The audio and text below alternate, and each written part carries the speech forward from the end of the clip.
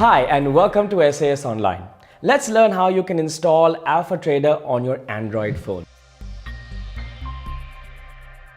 It's pretty simple. First, we will go to the Google Play Store and I'll search for AlphaTrader or Alpha SAS Online actually, and click on Enter. Here it is right there, and I'll click on Install. It'll take some time to install, and then finally I can click on Open. So I'm asked to log in, so I'll enter my username, password, and the usual two-factor security authentication is asked, so I'll answer the secret questions and click on OK. This is the market watch. All I need to do is type in whatever stock I want, so I can type in, say, SPIN and hit enter, and it'll be added right here on the market watch. I can also delete anything from the market watch simply by swiping right.